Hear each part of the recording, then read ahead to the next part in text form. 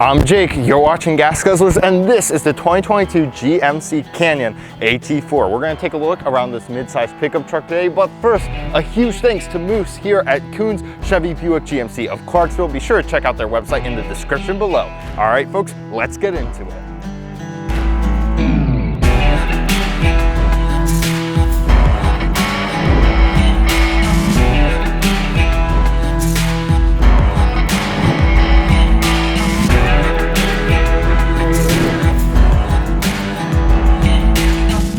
Looking at the front of the Canyon, you can tell this is the AT4 because it has the red recovery hooks down here and you get this special grille. This vehicle has LED signature lighting, LED fog lights, and projector headlights. Now you have about 8.5 inches of ground clearance with this vehicle. There is a performance package you can get that will remove the air dam down here and that will give you a few more inches of ground clearance. You have about a 29.5 degree approach angle. Let's take a look at the side. Now looking at the side of the vehicle, I want to tell you a little bit about some of the performance features. There's an auto-locking rear differential, a 2-speed electronic transfer case, and this vehicle comes with the leveler kit from the factory. It basically raises the front of the vehicle up a little bit so that it's a little more even between front and back. Now this vehicle has $495 Onyx black paint, 17-inch wheels right here. They look really sharp together. Love that stealth look. And these $795 steps right here are kind of a must-have. They really help you get in and out of the vehicle really easily. I also have always really liked the side profile of this vehicle. I think it's a really sharp looker. You all can let me know in the comments down below what you think. All right, let's take a look at the rear. At the rear of the vehicle, pretty standard affair here. You have a $250 trailer tow package, and in addition, you're gonna get some nice steps right here. Nothing fancy, nothing crazy like what you get in this vehicle's big brother, the GMC Sierra, but the Canyon has its own little bed step solution. Pulling down, you do have a locking tailgate, so you just can unlock it from the key, and it is nicely damped. The damping is standard, however, the locking is not standard on all Colorado Canyon models. Looking in the back here, we have a 5-foot 2-inch bed. This is painted, you know, you're probably gonna get your spray in bed liner. You have 13 tie down points in here. Also a nice little window to the back. Again, nothing too fancy back here. This is a bit more of a standard truck than what we are used to seeing in the full-size market where it's a lot more luxury craziness. Now let's talk capacities. The capacities I'm about to give you are maxed out. The maximum this truck can do with specific engine and cabin bed configurations. With the 2.8 liter diesel, you can tow up to 7,700 pounds. And then in terms of payload capacity, you have up to 1,550 pounds of payload capacity, which is very specific. I can't remember the last time I saw a truck that didn't round its payload or towing capacity to the nearest 100. Maybe you all remember one. You can let me know in the comments below. If you're liking the video, be sure to like and subscribe for more weekly automotive content. All right, let's get back into it.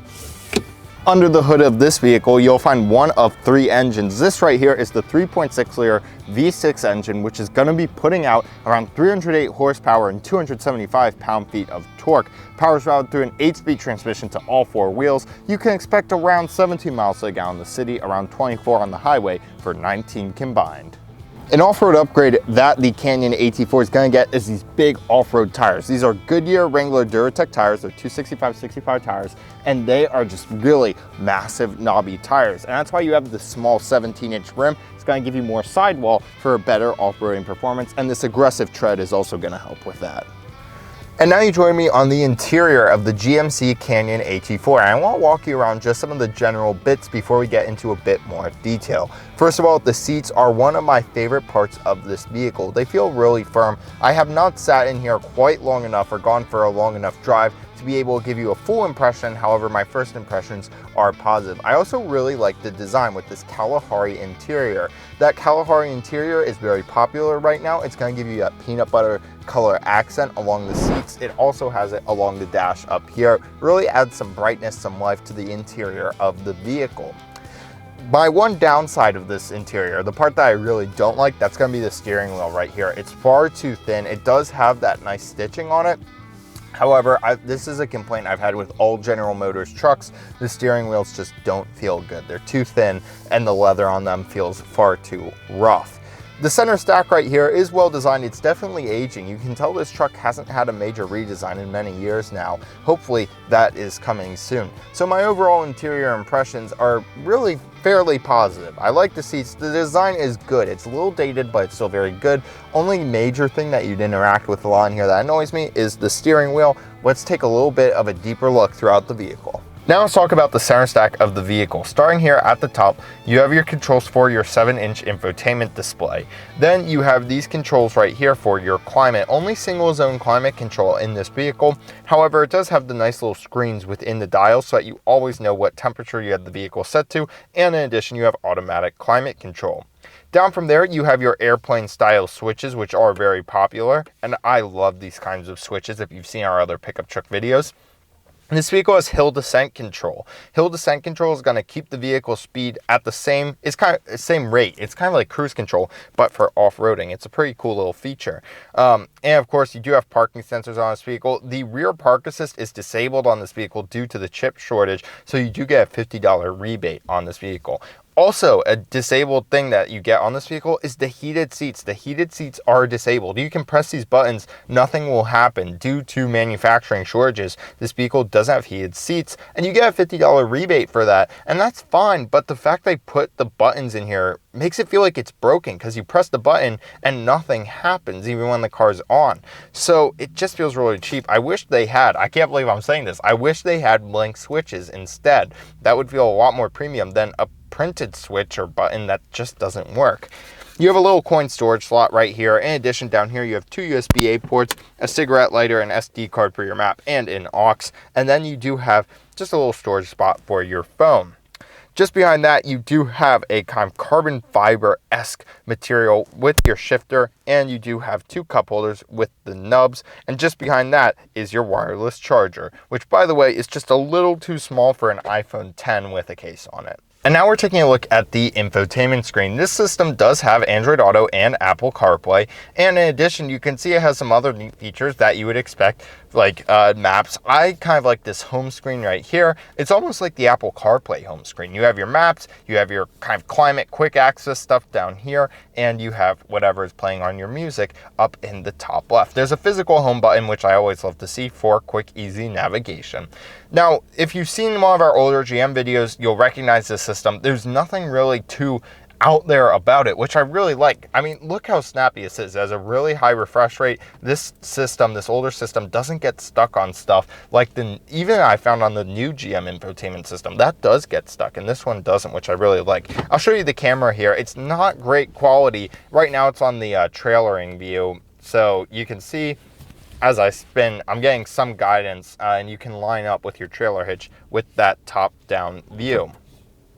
And now if I put the car back in park, go to the home menu, you'll see we got there nice and easy. So this is a nice vehicle. I wish that these companies would stop pushing the add-on services like OnStar and the Wi-Fi so hard, but that's just a small little nitpick. This screen is very well designed.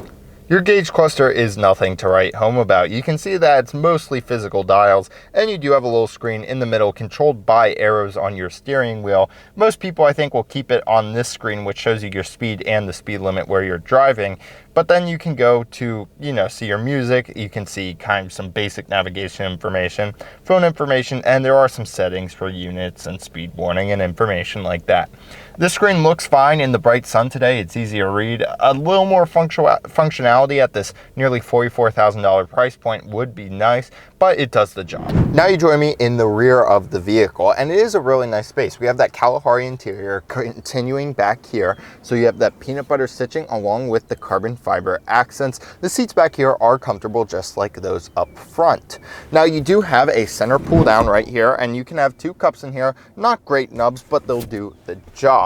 Now you have plenty of legroom back here. I'm 6 feet tall. You'll see I have plenty of legroom and I have plenty of headroom. You have a manual sliding window back here. You just press a button and you can slide it. The 4 windows on the sides of the vehicle are power operated and automatic, one touch operation.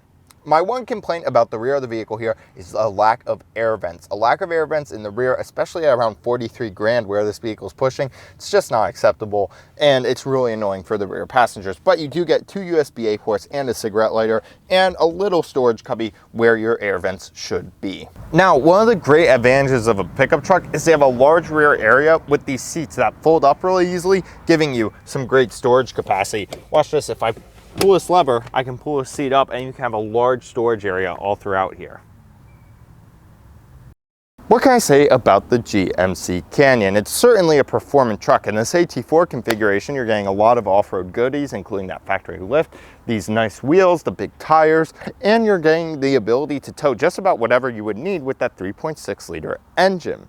However, there are some issues with it. That Kalahari peanut butter interior, it's starting to become a little bit of stale peanut butter after all these years of the same interior. And it could have some cheapness issues with it, like those heated seats. So it's definitely a vehicle you should consider. Look, a lot of the vehicles in the mid-size pickup truck range right now are dropping the ball. Tacoma, Ranger, Canyon, they're all old. It's something you're gonna deal with. Hopefully we get refreshed variants of all these vehicles very soon. Guys, thank you so much for watching. Be sure to like and subscribe. And if you're looking for a new Buick, GMC, or Chevy, and you're also looking for a used car, be sure to check out Moose and the folks here at Kuhn Chevy Buick GMC. Thank you so much for watching, folks. We will see you in next week's video. Take care.